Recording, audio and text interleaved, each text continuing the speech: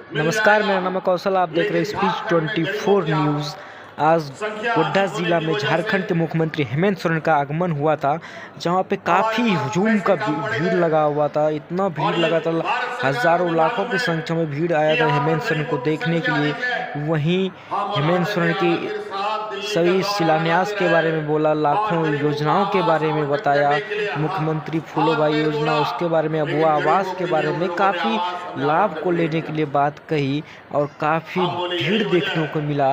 मुख्यमंत्री वहाँ पे पोड़ैयाहाट विधायक प्रदीप यादव, महागामा विधायक दीपिका पांडे सिंह मौजूद थे, विजय हांसदा राजमान सांसद मौजूद थे, लेकिन कोई भी जाके बीजेपी का सांसद, विधायक, कोई भी प्रतिनिधि जाके वहाँ देखने को नहीं मिला। ये अमीरों का बीमारी नहीं है, ये गरीबों का बीमारी है। जिसका आवास नहीं है, जिसका टूटा फूटा घर है, उसी के घर में ये बीमारियां आती है। और ये आवास हमें सैंक्शन नहीं किए। और आज इन गरीबों की समस्या को निदान के लिए हम लोगों ने कमर कसा है। अब आने वाला समय में पहले चरण में 8 लाख गरीबों को अबुआ आवास हम देंगे, जो 3 कमरे का आवास होगा। ये देखिए अबुआ आवास का आवेदन किस तरीके से लोगों का। और आप चिंता मत कीजिए, अगर 8 लाख से भी अधिक होगा, चरणबद्ध तरीके से उन घर को भी अबुआ आवास देंगे। अब अबुआ आवास नहीं, अब पूरा झारखंड का आवास सब लोगों को मिलेगा। तो इसलिए ये लोग बातें कुछ और करते हैं, सिर्फ राजनीतिक वोट सेकते हैं। आज उस गरीब के घर में ये बीमारी नहीं आता अगर उसको आवास उपलब्ध होता, लेकिन आज उसको आवास नहीं होने की वजह से ये स्थिति बनी। लगातार उस पर हम लोगों की नजर है। आज इन पहाड़ियों पर राजनीति करते हैं। इतने वर्षों के बाद आदिवासी भगवान बिरसा मुंडा, सिद्धू कानू नजर याद आते हैं। इससे पहले कभी इनको याद नहीं आया। और आज इस राज्य के हमारे पहाड़ी जनजातियों को मुख्य धारा से जोड़ने के लिए, जिनकी संख्या समाप्त ना हो जाए, उनको आगे बढ़ाने के लिए आने वाला समय में झारखंड में निकल रही लगातार नियुक्तियां, जो जेपीएससी के माध्यम से, जेएसएससी के माध्यम से वो किस्मत आजमा सके, इसके लिए लगभग 400 से अधिक पहाड़ी बच्चियों को हम लोग मुफ्त में कोचिंग करा रहे हैं, ताकि बीडीओ, सीओ, कलेक्टर बन करके इस राज्य में सेवा दे सके और अपने समाज को आगे निकाल सके।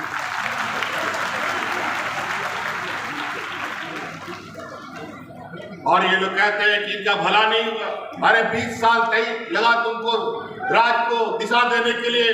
उस समय कहाँ चले गए थे? उस समय पहाड़ी भाइयों, आदिवासियों, यहाँ के मूलवासियों की याद नहीं थी?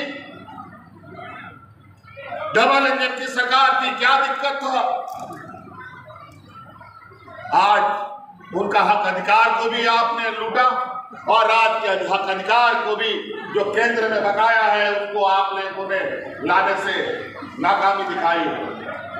और आज हक अधिकार आप मांगोगे तो आपको तरह तरह तरीके से प्रताड़ना दी जाएगी, आपके साथ षड्यंत्र रचा जाएगा। हम लोगों ने जब 2019 में सरकार बनाया गठबंधन का, 1 घंटे के बाद से ये सरकार गिरा रहे और मुख्यमंत्री बदलते जाते हैं। लेकिन आज गरीबों की आवाज, यहाँ के आदिवासी, मूलवासी, दलित, पिछड़ों की आवाज की ये सरकार है। पहले की सरकार की तरह अंधा गूंगा बहरा सरकार नहीं है। ये सरकार की आंख भी है, कान भी है, नाक भी है और संवेदनशीलता भी।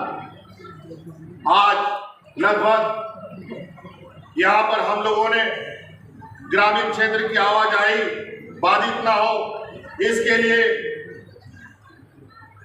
रोड विभाग से,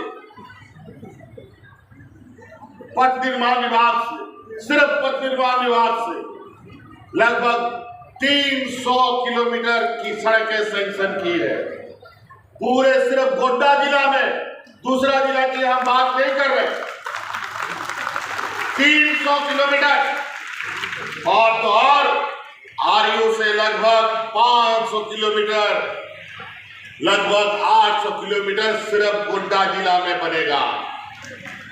कई जगह तो काम चालू भी हो गया, लेकिन हमें कोई इधर कान में खुसुर कर रहा है कि सड़क की क्वालिटी ठीक नहीं बन रही है। मैं जिला प्रशासन को बता देना चाहता हूं, सभी योजनाओं पर नजर रखें। जो कॉन्ट्रैक्टर गलत काम करता है तुरंत उसको ब्लैक लिस्टेड करने का काम शुरू कर दिया जाए, ताकि ये जो पूर्व में चली आ रही है घोटालों का जो परंपरा है वो आगे बंद हो जाए। तो कई ऐसी चीजें हैं। मैं आप लोगों के बीच से ही आवाज सुनना चाहता हूं। क्या सरकार, जो हमारे विपक्ष का आरोप है कि सरकार कुछ काम नहीं कर रही, हम पूछेंगे आप लोगों से। हम सरकार प्रचार प्रसार नहीं, बल्कि आपके चेहरे के मुस्कान से और इस राज्य के चहुमुखी विकास के बदौलत आपके बीच में आके खड़ी होती है। हम लोग झूठा प्रचार करने पर विश्वास नहीं करते हैं, और जो हम लोग कहते हैं वो करके दिखाते हैं।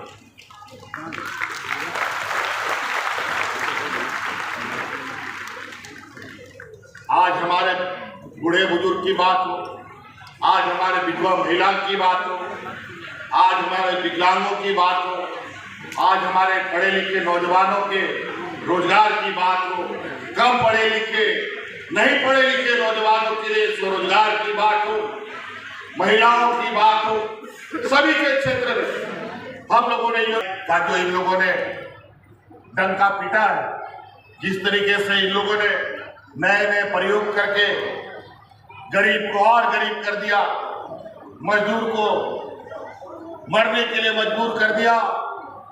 याद कीजिए कोरोना काल, याद कीजिए नोटबंदी का काल, और आज देख लीजिए महंगाई का आलम। आज गैस सिलेंडर 1000 के पार, पेट्रोल डीजल 100 के पार, नमक तेल किताब कलम जूता चप्पल सारी चीजें महंगी हो गई। एक आम आदमी की जरूरत रोटी कपड़ा और मकान हर किसी को जरूरत पड़ता है, और आज हम लोगों ने आपके बीच में आपके जीने के लिए अतिरिक्त 20 लाख राशन कार्ड बनाकर गरीबों के बीच में बांटा है, और रहने के लिए आबू आवास शुरू किया है, और इस राज्य के हर गरीब को साल में 10 रुपया में धोती साड़ी और लुंगी भी दे रहे हैं। तो रोटी कपड़ा और मकान सभी चीज ये सरकार आपको दे रही है।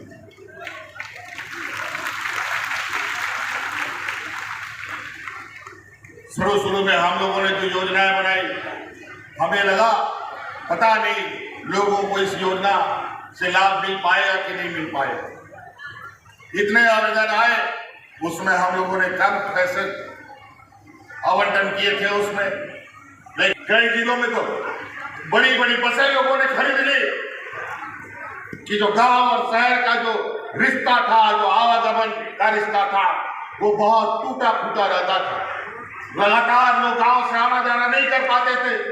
कई जगह ये शिकायत होती थी कि स्कूल कॉलेज बहुत दूर है, गांव का बच्चा लोग कैसे पढ़ेगा, और अलग से बेचारा गांव का गरीब किसान का बेटा गांव में भाड़े में घर में रह करके पढ़ाई करने के लिए मजबूर था। आज मुख्यमंत्री ग्राम गाड़ी योजना हम लोगों ने प्रारंभ किया है। इसके तहत बड़ी संख्या में ग्रामीण क्षेत्रों में बसों का परिचालन हम बहुत जल्द शुरू करेंगे। जो ट्रांसपोर्टर भाई लोग हैं उन लोग को आर्थिक सहायता भी हम लोग बस को खरीदने में देंगे, और आज उस बस के माध्यम से इस जो बसें चलेंगी उन बसों में बुजुर्ग, आंदोलनकारी, महिला और हमारे कॉलेज स्कूल के छात्र छात्राएं मुफ्त सफर करेगी। ये हम लोगों ने निर्णय लिया।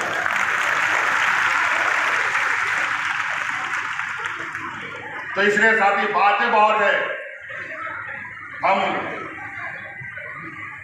जो याद आ रहा है मैं बता दे रहा हूं, और हम खुद भी इससे आज बिल्कुल अस्वस्थ है कि अब सरकार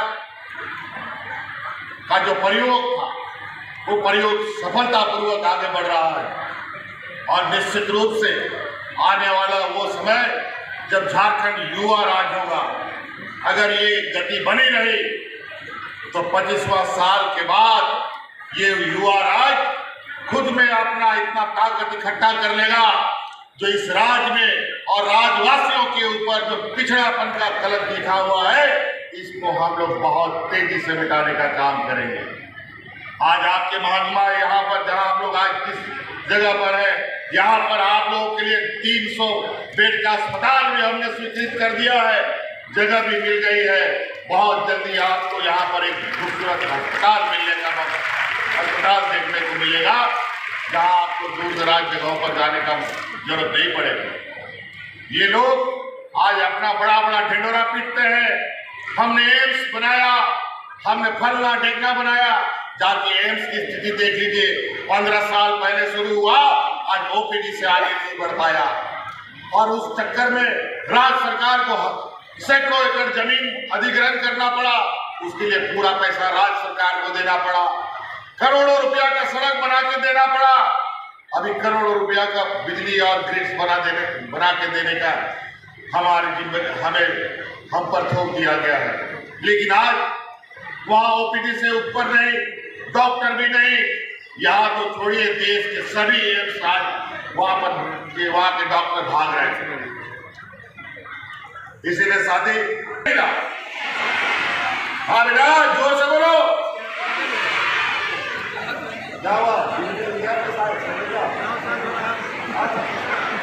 जा रहा है आपको यहाँ नहीं, आपका खाता में सीधा जाएगा। ठीक है, अभी सावित्रीबाई फुले योजना मिला कि नहीं?